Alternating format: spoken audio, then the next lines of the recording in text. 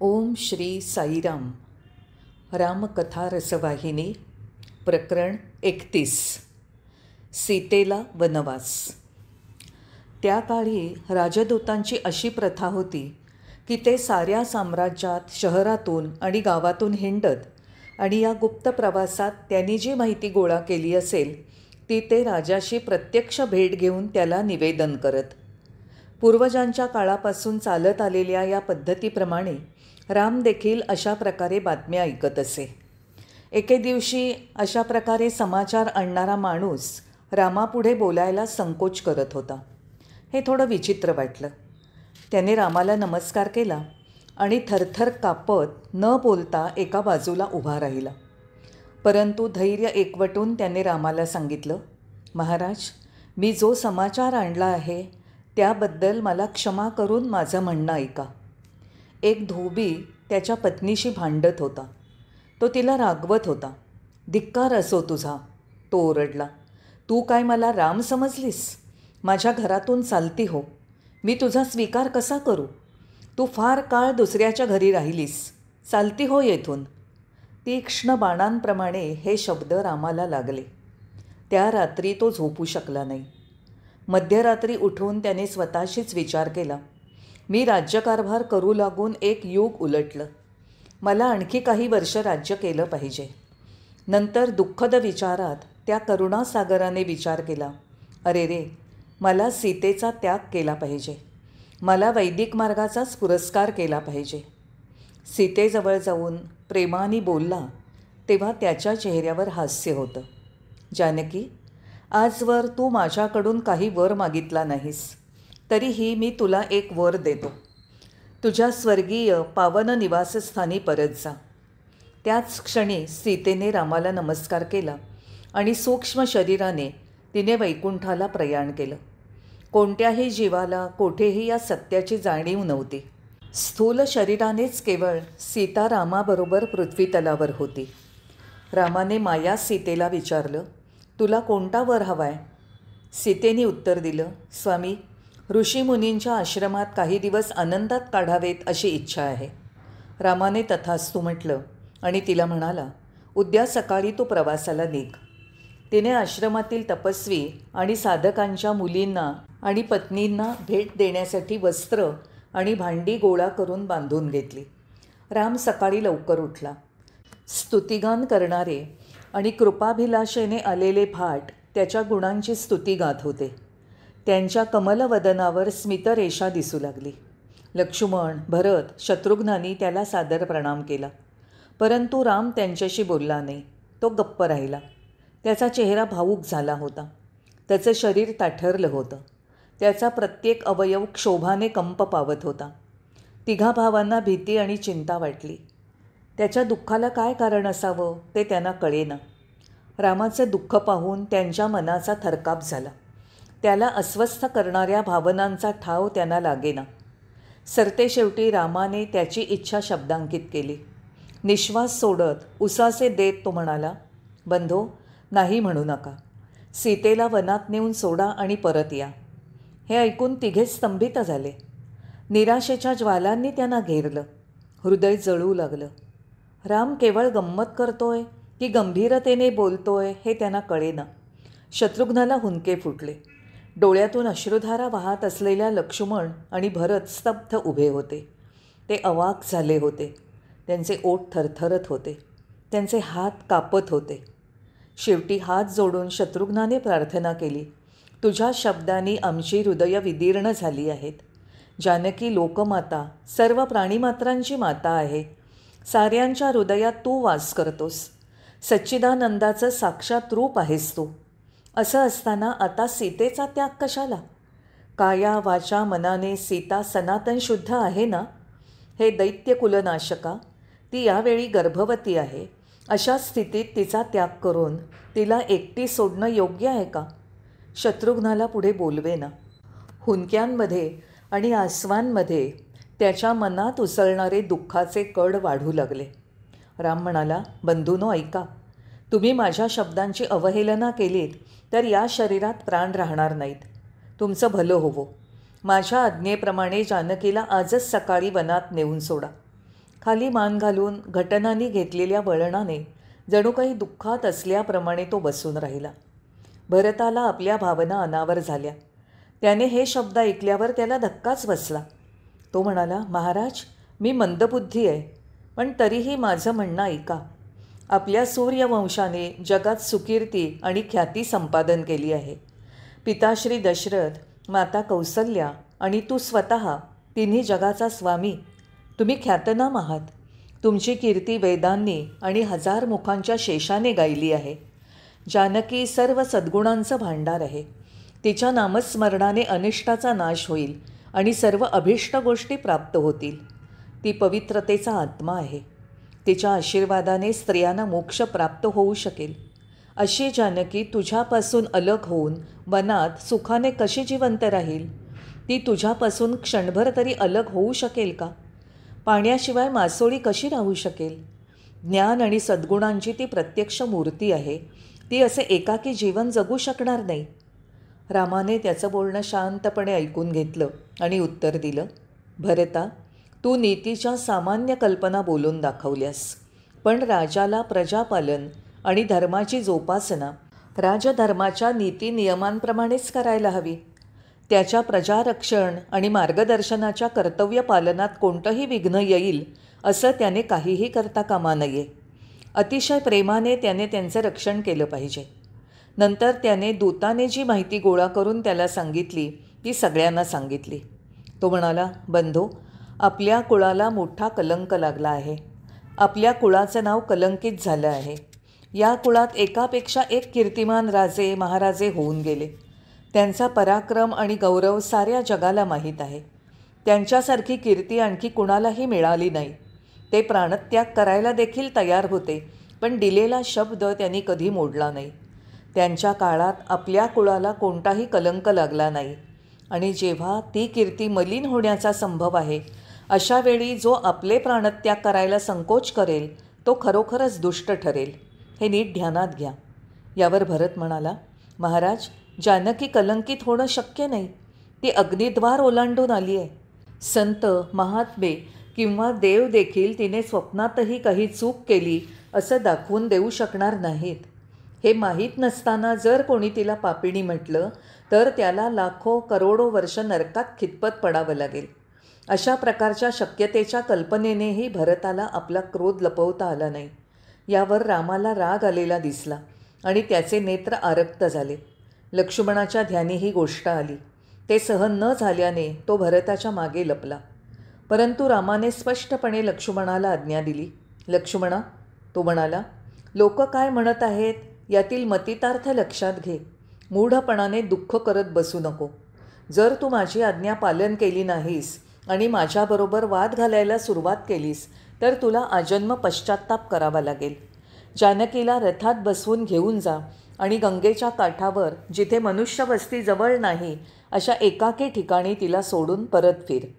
लक्ष्मणाने रामाची आज्ञा ऐकली. त्याने आज्ञा पालन करण्यात मृत्यू जरी आडवा आला तरी त्याच्याबरोबर सामना देण्याची तयारी केली. त्या रथात अन्नसामग्री आणि कपडे लादून प्रवासाची तयारी केली आणि रथ हाकला. रामाची एकनिष्ठा पत्नी आश्रमातनं काही काळ राहण्याच्या कल्पनेने खुश झाली होती. तिचं मन आनंद आणि कृतज्ञतेने भरून आलं होतं. पण लक्ष्मणाचा पडलेला चेहरा पाहून तिला वाईट वाटलं. तिचा उत्साह मावळला आणि ती निःशब्द झाली. माथ्यावरील मणी हरवलेल्या नागाप्रमाणे ती अप्रगटपणे खोलवर व्यथित झाली. ते गंगेच्या किनाऱ्यावर पोचले. अरण्य खरोखरच घनदाट भीतीदायक होतं. त्यांच्या मनात भय निर्माण झालं. लक्ष्मणाला घाबरलेला पाहून सीतेला आणखीनच भीती वाटली. अर्थातच तिला ठाऊक होतं की ती ही भूमिका निभावतीये. हे तिचं खरं रूप नव्हे. तरीही जगापुढे आपली भूमिका यशस्वी रीतीने सादर करण्यासाठी तिने उत्तम नाटक केलं. ती रडत म्हणाली, लक्ष्मणा, तू मला कुठे आणलंयस? इथे कुठे आश्रमाचं चिन्ह दिसत नाही. या अरण्यात हिंस्र पशु, विषारी नाग हिंडत नाहीत का? इथे मनुष्य वस्ती देखील दिसत नाही. लक्ष्मणा, मला फार भीती वाटतेय. सीतेचा असा विलाप ऐकून लक्ष्मणाला दया आली. रामाचं स्मरण करून मनातल्या मनात तो म्हणाला, रामा, तू हे काय केलंस? आणि धैर्य एकवटून त्याने सीतेकडे पाहिलं. परंतु त्यावेळी घशाला कोरड पडून त्याला काही बोलता येईना. त्याची ही अवस्था आणि अस्वस्थता पाहून सीतेला चिंता वाटायला लागली. सीतेला तिथेच सोडून परतण्याचा त्याचा निश्चय पाहून वनदेवता आकाशातून म्हणाल्या, लक्ष्मणा, जानकीला इथे सोड आणि परत जा. सीता सौभाग्याची मूर्ती आहे, ती इथेच राहील. या अदृश्य आकाशवाणीने लक्ष्मणाला थोडा धीर आला. आदराने हात जोडून तो म्हणाला, माते, मी काय करू? भावाची आज्ञा पालन करणं मला भाग आहे. त्याच्या आज्ञापालनात यत्किंचितही कसूर करण्याचं माझ्यात धैर्य नाही. मी अतिदुष्ट कपटी माणूस आहे. तुला या घनदाट अरण्यात सोडून परतायची आज्ञा दिली आहे. असं म्हणून त्याने रथ परत फिरवला. मागे जाणाऱ्या रस्त्यावर त्याची नजर स्थिर होती. पाठीमागून सीतेचा विलाप ऐकू येत होता. लक्ष्मणा, मला या जंगलात एकटीला सोडून तू निघून जातोयस. इथे माझं रक्षण कोण करेल? ती कोणाही सामान्य स्त्रीसारखी विलाप करत होती. तिचे दुःखातिशयाने ते भरलेले शब्द त्याचे कर्ण भेदून जात होते. पण रामाची आज्ञा पालन करण्याचं कर्तव्य स्मरणात ठेवून त्याने आपलं हृदय दगडाप्रमाणे घट्ट केलं आणि रथ वेगाने असा हाकला की नगरातच येऊन थांबला. इकडे निराशेने सीतेची शुद्ध हरपली. अर्थातच हे सगळं नाटक होतं. काही वेळाने ती शुद्धीवर आली. ती उठून बसली आणि तिच्या दुःखाने व्यक्तरूप धारण केलं. रामचंद्रा, जन्मापासून माझं जीवन दुःखमयच आहे आणि कितीही दुःख झेलावं लागलं तरी जीवन अजूनही शरीराला चिकटूनच राहतं. अशा रीतीने आपल्या नशिबाला दोष देत ती खूप वेळ विलाप करत होती. त्यावेळी गंगेवर स्नानसंध्यादी विधी उरकून वाल्मिकी वनप्रदेशाच्या त्या भागातून आपल्या आश्रमाला परतत होते. तिचे शब्द त्यांच्या कानावर पडले. कोणा स्त्रीचा आवाज अरण्याच्या अंतर्भागातून मदतीची साथ घालत आहे हे ऐकून त्यांना आश्चर्य वाटलं. तो आवाज कुठून येतोय याचा माग काढत ते तिच्याजवळ पोचले. तिने ओळखलं की हे वाल्मिकी ऋषी आहेत आणि तिने जे काही घडलं ते त्यांना सांगितलं. तिने प्रार्थना केली, महर्षी, मी सम्राट जनकाची पुत्री आणि श्रीरामचंद्रांची भार्या आहे. हे सर्व जग जाणतं, पण त्यांनी माझा त्याग केला आहे आणि इथे असं असहाय्य अवस्थेत का सोडलं आहे ते मी जाणत नाही. नशिबाचे फटकारे कुणाला चुकवता येतात. महर्षी, लक्ष्मणाने मला इथे आणून सोडलं. त्याला असं का करावं लागलं ते त्यांनी मला सांगितलं नाही. वाल्मिकीने तिची शोककथा ऐकली. त्यांनी सांत्वना देऊन तिला शांत केलं. पुत्री, तुझे पिता मिथिला नरेश माझे मित्र शिष्य आहेत. त्यांना माझ्याबद्दल आदर आणि विश्वास आहे. काळजी करू नकोस. मुली, माझा आश्रम तुझ्या पित्याच्या घराप्रमाणे समज. सर्व ठीक होईल. रामाशी तुझा संयोग नक्की होईल. ती तुझी इच्छा पूर्ण होईल. सीतेला पुत्री समान मानून त्यांनी तिला गंगास्नान करून यायला सांगितलं. स्नान करून आल्यावर तिने वाल्मिकींना नमस्कार केला. ऋषी तिला प्रेमाने धीर देत आश्रमात घेऊन आले. त्यांनी तिला कंदमुळं आणि फळं दिली आणि थोडं तरी खाण्याचा आग्रह केला. महर्षींचा आग्रह तिला अवहेरता आला नाही. त्यानंतरचे दिवस सीता त्या आश्रमात रामाचा सदैव गौरव आणि त्याचंच चिंतन आणि तेथील इतर विद्यार्थी आणि शिष्यांबरोबर शांतपणे आश्रमाची व्यवस्था पाहण्यात मदत करण्यात घालवू लागली. आश्रमवासियांनी आणि वाल्मिकींनी तिला अनेक मनोवेधक आणि आश्चर्यकारक गोष्टी सांगून, चुटकुले, विनोदी घटना, गोष्टी सांगून तिचं चित्त प्रसन्न राखलं. लक्ष्मण नगरात पोचला तेव्हा दुःखाने त्याचे डोळे सुजले होते आणि शोकाने त्याचं हृदय जड झालं होतं. त्याने ही दुःखद गोष्ट तीनही मातांना सांगितली. सीतेवर कोसळलेल्या संकटामुळे अत्यंतिक दुःखाने त्या हुंदके देऊ लागल्या. त्यांनी सीतेच्या गुणांची स्तुती केली आणि अशा निष्कलंक चारित्र्याच्या स्त्रीला अशा दुःखांचा सामना करावा लागावा यावर त्यांनी विलाप केला. रामाच्या कठोरतेबद्दल त्यांनी रामाला दोष दिला. राजधानी आणि राजमहाल दुःखात बुडून गेली. कोणीही दुःखमुक्त नव्हता. दीर्घ स्वराने रडण्याचा आवाज तेवढा ऐकू येत होता. तिथे अशी कोणीही व्यक्ती नव्हती की जिने त्या दुःखात सीतेसारख्या मातेला अशीही शिक्षा भोगायला लागावी असा प्रश्न विचारला नसेल. रामाने रडणं ऐकलं. लक्ष्मणाला एकट्याला सोबती म्हणून घेऊन राम मंदिरात गेला आणि सर्वांच्या नजरेपासून दूर त्याने तो दिवस काढला. नंतर अंतःपुरात जाऊन त्यांनी राण्यांना सांत्वना दिली आणि ज्ञानमार्गाबाबत सल्ला दिला. जो राजा प्रजेलाच त्याचे बंधू बांधव मानतो आणि त्यांनाच फक्त मित्र मानतो तोच खरा राजा होय, असं त्याने प्रजेला सांगितलं. हाच रामाचा धर्म आहे असं तो म्हणाला. तो म्हणाला की राजाने स्वतःच्या सगळे संबंधियांचाही प्रसंगी त्याग करावा, कारण ज्यांच्यावर तो राज्य करतो तेच त्याचे खरे संबंधी आहेत. सीतेच्या वियोगाने तीनही मातांवर इतका परिणाम झाला की त्या दिवसेदिवस खंगत अशक्त होत गेल्या. शेवटी त्यांनीही देह ठेवला. योग सामर्थ्याने त्यांनी योगाग्नीत देह भस्मसात केले. अशा रीतीने त्यांनी परमानंदाची अवस्था गाठली. मातांच्या 4 मुलांनी त्यांच्या उत्तरक्रिया पार पाडल्या आणि शास्त्रात सांगितलेल्या 16 वस्तूंचं शास्त्रोक्त पद्धतीने महादान केलं. तदनंतर 4 भावांनी प्रजेच्या इच्छा जाणून त्यांचं पूर्ण समाधान होईल अशा तऱ्हेने राज्यकारभार सांभाळला. त्यानंतर सर्व दुःख निवारक असा वेदांनी सुचवलेला अश्वमेध यज्ञ करण्याची इच्छा रामाने प्रगट केली. त्याने अंगद आणि इतरांना निरोप पाठवले. तो मंत्रीगण आणि भावांच्यासह राजपुरोहितांच्या निवासस्थानी निघाला. त्यांनी गुरुच्या पायी मस्तक ठेवलं. गुरूंनीही त्यांचं आदराने स्वागत केलं. त्यांनी मृदू मधुर शब्दात त्यांच्या स्वास्थ्याची आणि साम्राज्याच्या स्थितीची विचारपूस केली. त्यांनी त्यांना पुराणातील कथा आणि महाकाव्यातील घटना सांगून मोलाचा सल्ला दिला. तदनंतर राम त्यांना म्हणाला, गुरुदेव, माझ्या मनात एक इच्छा आहे, ती पूर्ण करायला आपण सहाय्य करावं. असं म्हणून रामाने त्यांना नमस्कार केला. गुरुदेव वसिष्ठांनी ती इच्छा कोणती आहे याची विचारपूस केली. राम म्हणाला, मी एक याग करू इच्छितो. जेव्हा तो होईल तेव्हा अयोध्या निवासी लोक सुखी आणि आनंद निर्भर होतील. प्रजेलाही हा यज्ञ व्हावा असं वाटतं. आपली प्रतिक्रिया काय असेल अशा कल्पनेने हे कळवायला भरताला संकोच वाटला, म्हणून आपल्याला भेटून ही इच्छा स्वतःच कळवावी असं मला वाटलं. आपला निर्णय आम्हाला मान्य असेल त्याप्रमाणेच आम्ही आनंदाने वागू. नम्रतेने आणि आदरपूर्वक बोललेले हे शब्द वसिष्ठांनी ऐकले. ही योजना ऐकून त्यांना आनंद झाला. रामा, तुझी इच्छा पूर्ण होईल. भरता, उठ आणि यज्ञाची तयारी करायला सुरुवात कर, ते म्हणाले. हे ऐकून भावांना आणि मंत्रीगणांना अत्यंत आनंद झाला. गुरुदेवांची प्रशंसा करत ते त्यांच्या पाया पडले.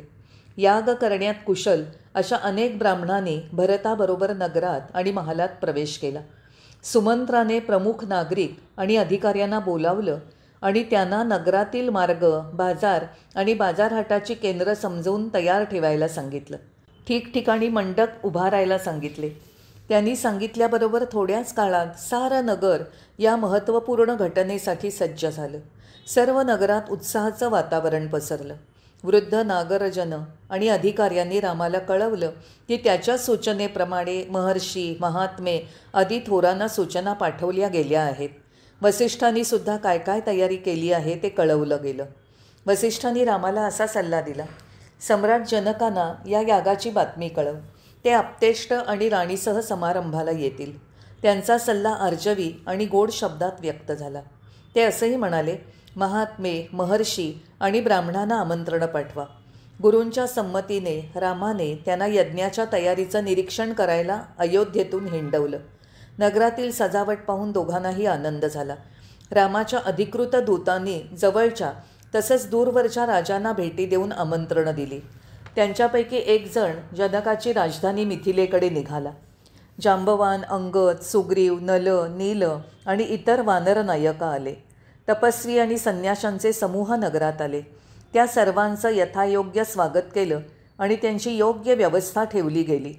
लवकरच विश्वामित्र आले. रामांनी सन्मानपूर्वक त्यांचं स्वागत केलं. महर्षी अगस्त्य देखील अयोध्येत आले. राजधानीत त्यांचं सुयोग्य स्वागत केलं गेलं आणि राहण्याची व्यवस्था केली गेली. यज्ञमंडप पाहून त्यांना आनंद झाला. अयोध्येचा दूत पाहून मिथिलेच्या नागरिकांना अतिशय आनंद झाला. दूताने महाराज जनकांना राम करत असलेल्या यज्ञाची माहिती दिली. ती बातमी ऐकताच जनक सिंहासनावरून उठून उभे राहिले. त्यांनी दूताचं बोलणं ऐकलं तेव्हा ते रोमांचित झाले. त्यांच्या डोळ्यातून आनंदाश्रू वाहू लागले. रामाचं आणि त्याच्या भावांचं क्षेमकुशल त्यांनी विचारलं. दूताने सांगितलं की त्याने आणलेल्या पत्रात त्यांच्या सर्व विचारणांची समाधानकारक उत्तरं मिळतील असं सांगून त्यांनी तो मंगल संदेश असलेलं पत्र त्यांच्या हवाली केलं.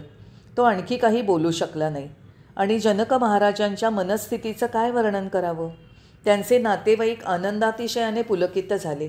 सारं शहर जयजयकाराने दुमदुमून गेलं. सम्राटाने तो संदेश पुन्हा पुन्हा वाचला. त्यांना अतिशय आनंद झाला. त्यांनी दूताला आत बोलावलं आणि आज्ञा केली, साऱ्या साम्राज्यातील शहरात, नगरात आणि गावात ही बातमी प्रसारित करा. हे प्रसारण करताना 10 वाद्यांच्या सोबतीने प्रसारण व्हावं. नंतर त्यांनी मंत्र्याला बोलावलं आणि त्याच्या हाती संदेश दिला. त्याने तो अत्यंत आदराने स्वतः वाचण्याच्या आधी डोळ्यांना लावला आणि आनंदाने मोहरून गेला. रामाचा गौरव आठवून त्याने विपुल आनंदाश्रू ढाळले. नगरातील प्रत्येक घरासमोर घरमालकाने मंगल कलशाची स्थापना केली. सम्राटाने ह्या आनंदाच्या बातमीच्या स्वागतार्थ अगणित दानधर्म केला. जनकपुरी आनंदात बुडून गेली. मिथिलेहून दूरवरचा प्रवास करून राजे अयोध्येला आले. येताना वाटेत ते त्यांचे गुरु शतानंदांना भेटून त्यांना प्रणाम करण्यासाठी उतरले. गुरूंनी जनकांना आशीर्वाद देऊन चतुरंग सेनेसह आणि लव्याजम्यासह वेगाने अयोध्येला जायला सांगितलं. नगराच्या संरक्षणार्थ जनकाने सेनेची एक तुकडी मागे ठेवली. त्यांनी गुरु शतानंदासाठी पालखी तयार करवली आणि दुसरीत ते स्वतः बसले. जेव्हा या लव्याजम्याबरोबर नगर सोडलं तेव्हा धरणी कंपायमान होत होती. त्या सैन्यात किती सेनापती, अधिकारी आणि पराक्रमी वीर होते याची गणती कोण करू शकत होतं. अशा प्रकारे प्रवास करत 2 दिवसांनी जनक अयोध्येला पोचले. जेव्हा जनक अयोध्येला येत आहेत आणि अयोध्येच्या अगदी जवळ पोचलेत हे कळलं तेव्हा राम त्यांच्या स्वागतार्थ पुढे गेला. ते दोघे परस्परांना अत्यंत प्रेमाने भेटले. जनकांच्या निवासस्थानी सभोवताली प्रचंड मोठं मोकळं मैदान सोडून सुंदर भव्य प्रसाद तयार ठेवला होता. ते स्वर्गीय सौंदर्याने परिपूर्ण सुंदर निवासस्थान शरयू नदीच्या किनाऱ्यावरच होतं. रामाने आपल्या भावांना या विशेष अतिथींच्या आदर सत्कारार्थ नेमलं होतं. रामाने जनकांना प्रणिपात केला आणि उठून त्यांच्या शेजारी बसला. आनंदाने जनकांचं अंतःकरण भरून आलं होतं. त्यांनी रामाच्या मस्तकावर थोपटत हळूवार मधुरतेने त्याचं कुशल विचारलं. रामानेही अशाच सद्भावनेने योग्य शब्दात उत्तरं दिली.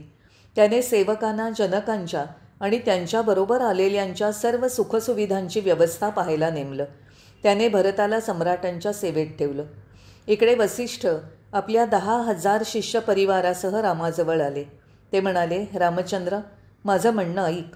वेद, शास्त्र, पुराणं सर्वांनी एकमुखाने सांगितलंय की विवाहित पत्नीच्या उपस्थितीशिवाय केलेल्या यागाचं फळ प्राप्त होऊ शकत नाही. महान ऋषींनी देखील असंच घोषित केलं आहे. म्हणून जानकीला परत आणवण्याची व्यवस्था कर. याग करताना तिची उपस्थिती अत्यावश्यक आहे. महर्षींचे हे शब्द ऐकून रामाला आश्चर्य वाटलं. त्या मान्यतेतील सत्य असत्यावर भाष्य न करता तो मौन राहिला. तो म्हणाला, महर्षी, माझ्या प्रतिज्ञेला तडा न जाऊ देता आणि माझ्या कुळाच्या कीर्तीला धक्का न लावता तुम्हाला माझी ही इच्छा पार पाडली पाहिजे. जर जानकीला परत आणलं तर कीर्तीला नक्कीच धक्का पोचेल आणि यागासाठी पत्नी हवी म्हणून मी विवाह करणार नाही. यावर तोड काढण्यासाठी वसिष्ठांनी अनेक ख्यातनाम ऋषींच्या बरोबर सल्लामसलत केली. ते सारे जानकीला परत आणवलंच पाहिजे या नियमावर दृढ राहिले. ते म्हणाले की ती अटळ महत्त्वाची गरज आहे. पण जो स्वतः सर्व नीतिनियमांचा अधिकारी, सर्व देवता स्वरूप आणि सर्व शास्त्रांचं सार होता त्या रामाने थोडा वेळ विचार केला आणि सांगितलं की सीतेची रत्नजडित मूर्ती बनवली जावी आणि सीतेच्या जागी ठेवावी. त्याने सांगितलं की साऱ्या शास्त्रांना हा दृष्टिकोन मान्य आहे आणि या गोष्टीसाठी कोणत्याही मुद्द्यावर काहीही विरोध असण्याचं कारण नाही. तपस्वी, ऋषी आणि सर्व ज्ञानाच्या सर्व शाखातील ज्ञाते, पंडित या म्हणण्याला विरोध करू शकले नाहीत. रामाने सुचवलेल्या या मार्गाच्या साधारतेने सर्व आश्चर्यचकित झाले. त्यांना त्याच्या सर्वज्ञतेचं कौतुक वाटलं आणि सर्व नियमावलींचा तो गाभा आहे असं त्यांनी मान्य केलं. एका दिवसात सीतेची सुवर्ण प्रतिमा तयार झाली. रत्नजडित आभूषणं आणि वस्त्रांनी ती प्रतिमा अधिकच आकर्षक आणि सजीव वाटू लागली. ज्यांनी ती प्रतिमा पाहिली त्यांना खरंच सीता असल्यासारखं वाटलं. इतकी ती वास्तवदर्शी होती. जर सीतेने ही प्रतिमा पाहिली असती तर तिलाही आश्चर्य वाटलं असतं. बऱ्याच लोकांना वाटलं की सीता परतली आहे. मूर्तिकारांची सर्वांनी मुक्त कंठाने स्तुती केली. व्याघ्र चर्म पसरलेल्या सिंहासनावर राम बसला. सीतेची सुवर्ण प्रतिमा जिथे पत्नीने स्थानग्रहण करायचं असतं तिथे त्याच्या शेजारी ठेवली गेली. साऱ्या सभेला असं वाटत होतं की सीता स्वतःच तिथे आहे. साऱ्यांनी कृतज्ञतेने आणि आनंदाने नमस्कार केला. व्यवहारातील परंपरागत नियमांनुसार जमलेल्या पाहुण्यांचं दरबारी जनांनी आदरातिथ्य करावं असं वसिष्ठांनी सांगितलं. प्रत्येकाला जे हवं आहे ते द्या आणि त्यांना संतुष्ट आणि समाधानी करा. भरताच्या मार्गदर्शनाखाली त्यांनी पाहुण्यांना योग्य स्थानावर बसवलं. त्यांच्या मर्जीनुसार त्यांचं स्वागत दिमाखात झाल्याबद्दल प्रत्येकाने स्वतःचंच अभिनंदन केलं आणि त्यांनी काळजी आणि आस्था दाखवणाऱ्या संघटकांची प्रशंसा केली. यागमंडपाचं बाहेरून संरक्षण करण्यासाठी 500 सैनिक उभे होते आणि आत 500 वेदपंडित होते. माघ महिन्यातील शुक्ल पक्षातील द्वितीयेला रामाने स्वतः दीक्षेचे जरूर ते विधी केल्यानंतर यागाला सुरुवात केली. यागासाठी निवडलेल्या अश्वावर शास्त्रोक्त शुभचिन्ह आहेत की नाही याची प्रवीण लोकांना परीक्षा करता यावी म्हणून वसिष्ठांनी त्या अश्वाला आणण्याची सूचना दिली. गुरूंना दंडवत घालून राजवाड्याच्या अश्वशाळेतील योग्य अश्व शोधण्यासाठी आणि त्याला सभास्थानी घेऊन येण्यापूर्वी सजवण्यासाठी लक्ष्मण त्वरेने तिकडे गेला. त्या अश्वावर रत्नजडित खोगीर ठेवलं होतं. तो अत्यंत शुभ्र रंगाचा अश्व होता. त्याच्यासमोर उभं राहण्याची सूर्याच्या अश्वांना देखील लाज वाटली असती. त्याला पूर्ण सजवल्यावर तो इतका सुंदर दिसू लागला की मदनाने स्वतः त्याला सजवलं आहे असं लोकांना वाटलं. त्याचं तेज वर्णन करणं कठीण नव्हे अशक्य होतं. असं म्हणता येईल की प्रत्यक्ष भगवान सूर्यनारायणाने अश्वाचं रूप धारण केलं आहे आणि दिमाखात मिरवतोय असा भास झाला. त्याच्या कपाळावर पाचूंनी सुशोभित केलेलं मोराचं पीस चमकत होतं. आकाशातील ताऱ्यांप्रमाणे ते पीस त्या चमकणाऱ्या तेजस्वी रत्नांनी चमकत होतं. त्याच्या गळ्यात विजेप्रमाणे चमकणाऱ्या रेशमी लगामाला धरून सेवक उभे होते. त्याच्याबरोबर अनेक युद्धातून पराक्रम गाजवलेले 5000 सैनिक घोड्यावर बसून लक्ष्मणाच्या मागून येत होते. जेव्हा या घोडेस्वारांच्या मिरवणुकीने मंडपात प्रवेश केला तेव्हा विश्वामित्राने त्या यज्ञीय अश्वाची, जो विजय यात्रेच्या कामगिरीवर पाठवला जाणार होता, त्याची पूजा करण्याची सूचना दिली. त्याने 16 वस्तूंचं दान केलं. त्याने विधीपूर्वक स्नान करवलं. नंतर त्याने त्याच्या मस्तकावर सर्व राजांसाठी संदेश कोरलेली सुवर्णाची पाटी बांधली. त्यावर लिहिलं होतं, अयोध्या नगरीत एक पराक्रमी वीर आहे. तो शत्रूंचा कर्दनकाळ आहे. देवेंद्र देखील त्याच्यासमोर कापतो. हा अश्व त्याचा यज्ञीय पशु आहे. जे कोणी बलवान पराक्रमी आहेत ते याला पकडू शकतात किंवा त्यांनी राजाला करभार आणि आदरयुक्त नजराणा द्यावा. यापैकी जर तुम्हाला काही करता येत नसेल तर जंगलात पळ काढावा.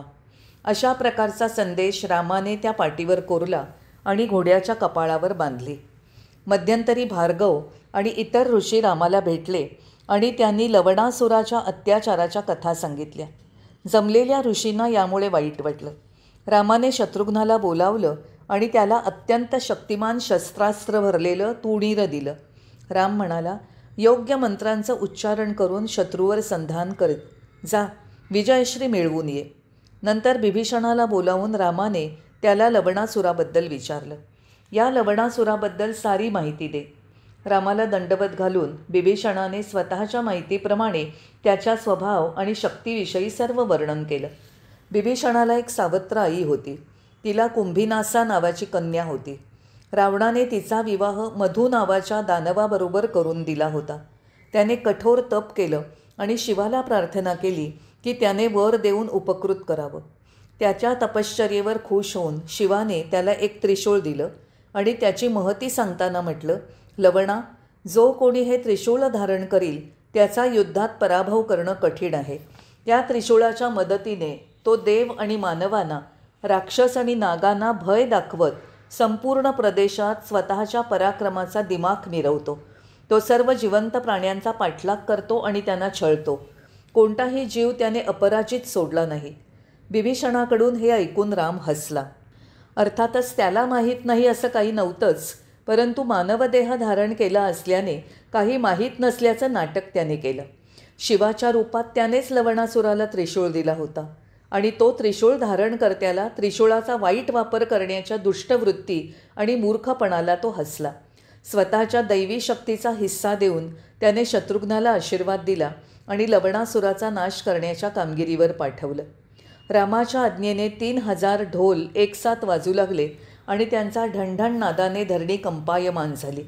हत्ती आणि घोड्यांनी आनंदाने चित्कार केला आणि ते किंकाळले. सैनिकांनी शंख वाजवले आणि ते लवणासुराच्या राजधानीकडे निघाले.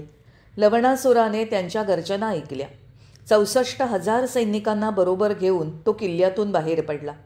मारायला उत्सुक अशा सिंहाप्रमाणे त्याने गर्जना केली. पराभव टाळण्यासाठी आणि शत्रूला उधळून लावण्यासाठी त्याने अनेक मायाजालाच्या युक्त्या वापरल्या, पण त्याचं सैन्य छिन्न भिन्न झालं. युद्धात उतरलेल्या लवणासुरांच्या पुत्रांचा शत्रुघ्नाच्या सुबाहू नावाच्या पुत्राच्या हातून वध झाला. युद्धभूमीवर लढाई करताना वीरगती पावल्याने ते स्वर्गाला गेले. शेवटी रामाचं नाव घेऊन शत्रुघ्नाने एक बाण सोडला, जो लवणाच्या मर्मस्थानी लागला. लवणाने शेवटचा श्वास घेऊन आपली दुष्ट कारकीर्द संपवली. देवानी स्वर्गातून जय जयकार केला आणि शत्रुघ्नाला आशीर्वाद दिले. आपलं सैन्य घेऊन शत्रुघ्न यमुना तीरी पोचला. पवित्र यमुनेला वंदन करून त्याने आपलं सैन्य पुढे नेलं. असं जात असता सैन्याच्या 4 फळ्या करून वेगवेगळ्या मार्गाने वेगवेगळ्या ठिकाणी सैन्य जाऊ लागलं. असं असताना तो वाल्मिकींच्या आश्रमापाशी पोचला. तिथे जानकी आपल्या जुळ्या पुत्रांच्या बरोबर राहत होती. दोन्ही पुत्र सूर्याप्रमाणे प्रचंड तेजस्वी होते. त्या 2 मुलांनी अश्वाला पाहिलं आणि त्याच्या कपाळावरील सुवर्ण पताका वाचून त्यांनी अश्व आश्रमात बांधून ठेवायला नेला. नंतर त्या घोड्याच्या रक्षणकर्त्याच्या बरोबर युद्ध करण्यासाठी बाणांनी भरलेले भाते कमरेला बांधले आणि हाती धनुष्य बाण घेऊन ते निघाले. तो वेळेपर्यंत घोड्याबरोबर असलेले सैनिक तिथे पोचले. त्यांनी त्या घोड्याला झाडाला बांधलेलं पाहिलं आणि हे काम करणारी 2 लहान मुलं आहेत हे पाहून ते शांत झाले. ते म्हणाले, पुत्रांनो, तुमच्यासारखी सुंदर मुलं प्राप्त करून तुमचे मातापिता धन्य झाले आहेत. त्या अश्वाला सोडून द्या आणि घरी जा. परंतु ती मुलं म्हणाली, हे वीरांनो, आम्हाला वाटतं तुम्ही युद्धासाठी आला आहात, भीक मागण्यासाठी नव्हे. तुम्ही आम्हाला घोड्याची भीक मागून क्षत्रियांच्या उज्ज्वल नावाला काळीमा लावता आहात. हे ऐकून रक्षक म्हणाले, वीरांनो, होय, क्षत्रियांच्या उज्ज्वल नावाला मलिन करू नका, म्हणूनच आम्ही आपल्याला शब्द जपून वापरायला सांगतो. हे चपकल उत्तर ऐकून मुलं हसली. ती म्हणाली, वाह, तुमच्यासारख्या लोकांच्या रक्षणात घोडा पाठवणारे किती शूर असतील. आपल्याला आमच्या हातून घोड्याला नेता येत नसेल तर आपण घरी जाऊ शकता. जेव्हा अशा रीतीने लवकुश असं तिखटपणे वरमी लागणारे बोल बोलले, तेव्हा त्यांचं वय लहान आहे हे पाहून देखील सैनिक उसळून त्यांच्यावर चालून गेले. लवाने त्यांच्यावर एकामागून एक बाण जणू काही खेळात सोडावेत असं गाणं गुणगुणत सोडले. सैनिकांच्या शरीराची चाळण झाली. ते शुद्ध अर्पून खाली पडले. त्यांच्यातील काही शत्रुघ्नाच्या छावणीकडे पळाले. ते ओरडले, महाराज, आश्रमवासी दिसणाऱ्या 2 मुलांनी आपला घोडा पकडलाय आणि त्यासाठी जे युद्ध झालं त्यात त्यांनी आपले कितीतरी सैनिक मारले. या उद्धटपणामुळे चिडून शत्रुघ्न उठला. त्याने सैन्याच्या 4 तुकड्या एकत्र केल्या आणि तो लवकुशाकडे निघाला. जेव्हा त्यांनी तोंड दिलं आणि त्यांचं युद्धकौशल्य पाहिलं तेव्हा त्यांच्या पराक्रमाची कल्पना येऊन त्याला धक्का बसून लाज वाटली. या 2 मुलांबरोबर मी कसं युद्ध करू, त्याला संकोच वाटला. त्यांना उद्देशून शत्रुघ्न म्हणाला, हे तपस्वी पुत्रांनो, घोड्याला सोडून द्या आणि घरी जा. आपण पूजनीय आहात, आपल्याबरोबर युद्ध करणं योग्य नाही. मुलांनी त्याचं म्हणणं ऐकलं नाही. ते म्हणाले, राजा, आपलं नाव काय? आपण कोणत्या नगराहून आलात? सैन्याचं नेतृत्व करत आपण या वनातून का हिंडता आहात? या घोड्याला असं मुक्त हिंडू देण्यामागे आपला काय हेतू आहे?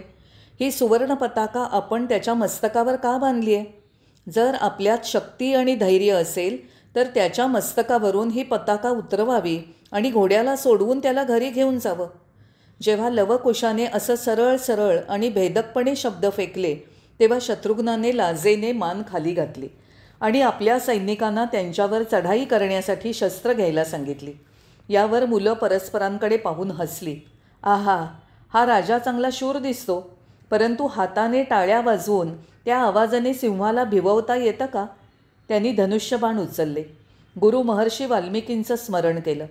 त्यांच्या बाणांनी शत्रुघ्नाच्या रथाचे तुकडे झाले. काही बाण त्याच्या शरीरातही घुसले. त्याचे शूर योद्धे बेहोश होऊन पडले. त्याने प्रत्येक वीराला आव्हान दिलं आणि त्याच्यावर मी बाण मारले. लवकरच या 2 आश्रमवासी बालकांच्या पराक्रमाची हकीकत रामाला कळवली गेली. अर्थातच ती 2 मुलं आश्रमवासियाची नाहीत हे रामाला माहीत होतंच, पण त्याने सत्य उघड केलं नाही. सेवकांनी आणलेली बातमी सत्यच आहे असं जे त्यांना वाटत होतं ते तसंच वाटू दिलं. एक क्षणभर त्याने संशय व्यक्त केला की ही कोवळ्या वयाची मुलं तपस्वी आश्रमवासियाची कशी असतील. शेवटी तो म्हणाला, युद्ध अटळ आहे, लक्ष्मणाला बरोबर घेऊन जा. जे रामाकडे धावत आले होते त्यांना तिथेच परत जावं लागलं. रामाने अशीही आज्ञा दिली, 2 मुलांना इथे घेऊन या. ते आश्रमात राहणारे असल्याने त्यांना कोणत्याही परिस्थितीत मृत्यूदंड देणं योग्य नाही. सुसज्ज सैन्याचं नेतृत्व करत लक्ष्मण निघाला. जिथे युद्ध झालं होतं तिथे ते पोचले. पराक्रमी योद्धे बेहोश होऊन पडलेले त्यांनी पाहिले.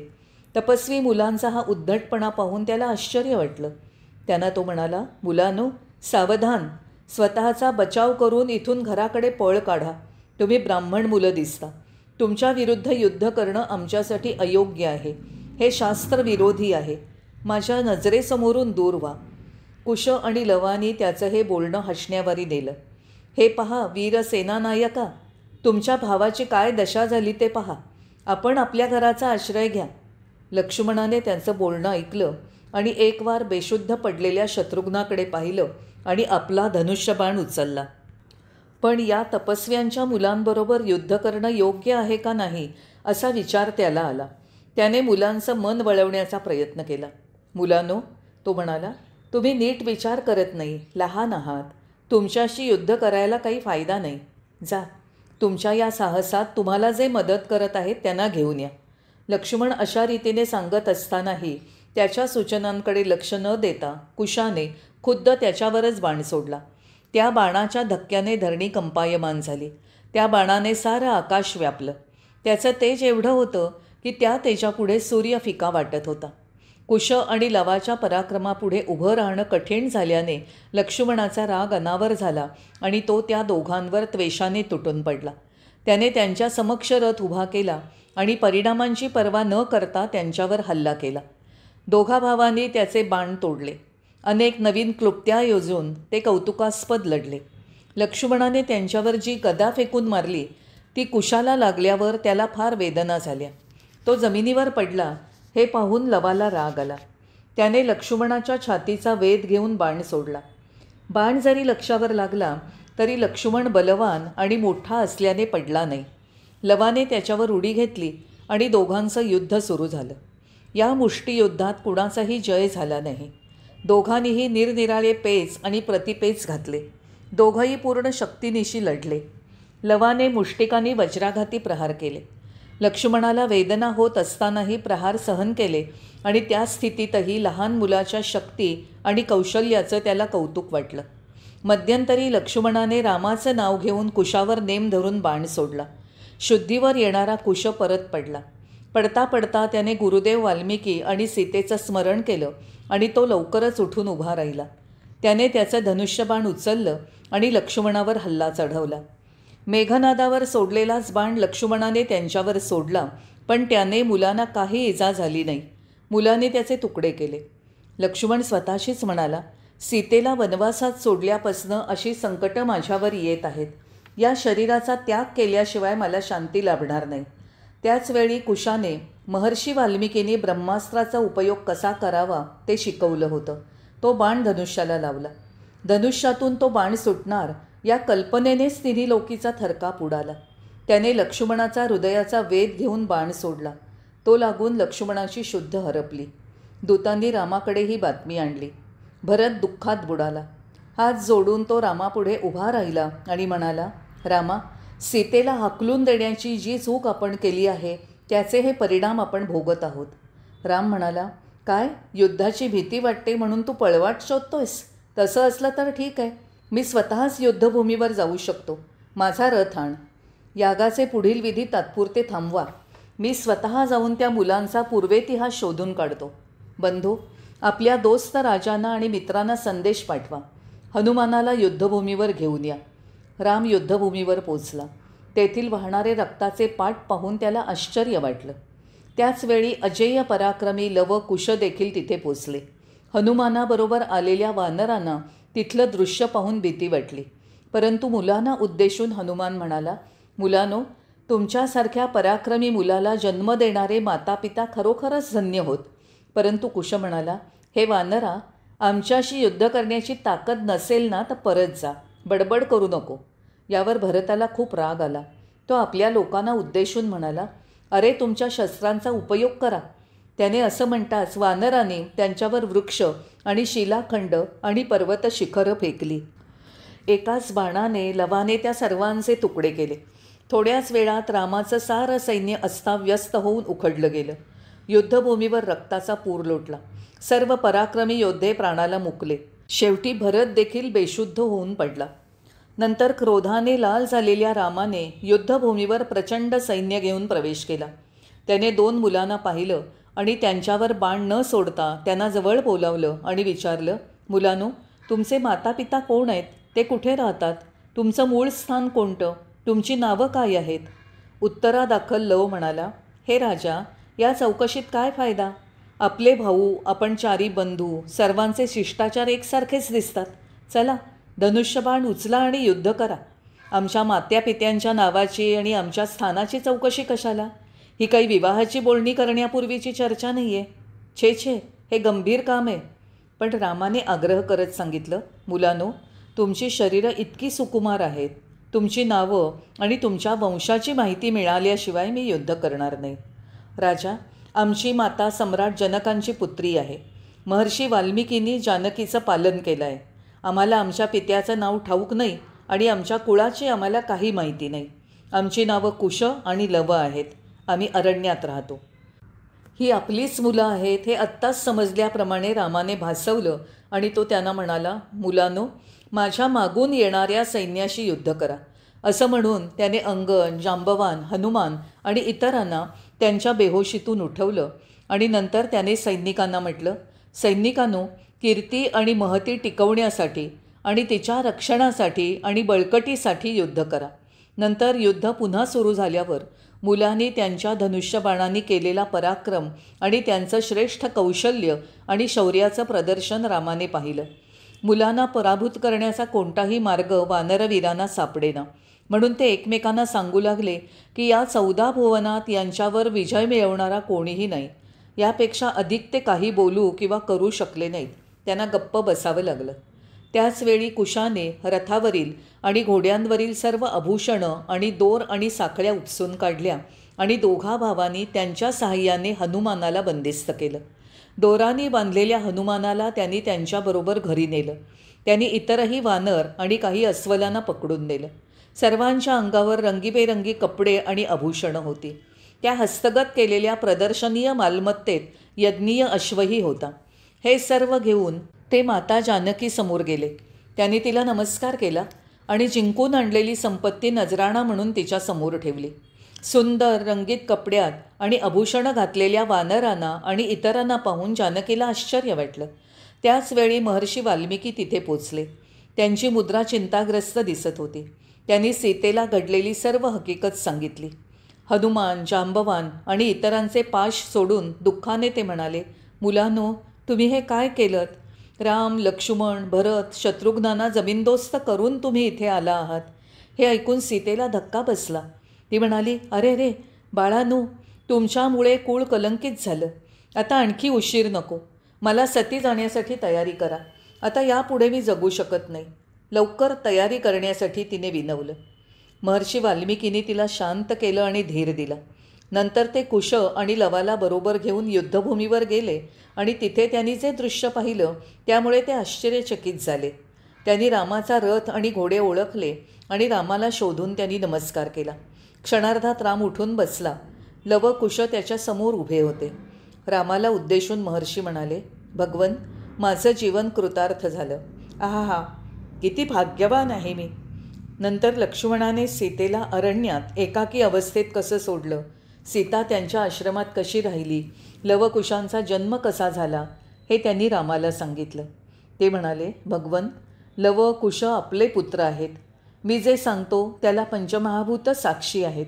मी घोषित करतो की लव आणि कुश आपलेच पुत्र आहेत. हे शब्द ऐकून रामाने मुलांना आलिंगन दिलं आणि त्यांच्या मस्तकावर थोपटलं. रामाच्या कृपाप्रसादाने वानर आणि सैनिक जिवंत झाले. लक्ष्मण, भरत, शत्रुघ्नांनी मुलांना कुरवाळलं. रामाच्या आज्ञेप्रमाणे प्रतिज्ञा पालन करण्याविषयी सीतेने काय निर्णय घेतला आहे हे जाणून घेण्यासाठी लक्ष्मण घाईने सीता जिथे होती तिथे गेला. रामाची तशी इच्छा असेल तर प्रतिज्ञा पुरी करण्याची सीतेची इच्छा होती, म्हणून लक्ष्मणाबरोबर ती रामासमोर आली. सारी माणसं तिथे जमा झाली आहेत हे पाहून तिने सत्य घोषित केलं. हे देवांनो, हे पंचमहाभूतांनो, मी स्वप्नातही रामाशिवाय दुसऱ्या कुणाचा काया वाचा मनाने विचार केला नाही. हे धरणी माते, मला तुझ्यात सामावून घे. तात्काळ ती जिथे उभी होती तेथील धरणी कंपायमान झाली आणि तिथे निर्माण झालेल्या भेगेतून सिंहासनावर बसलेली धरणी माता वर आली. पृष्ठभागावर आल्यावर हात पसरून तिने सीतेला उचललं. जय साईराम.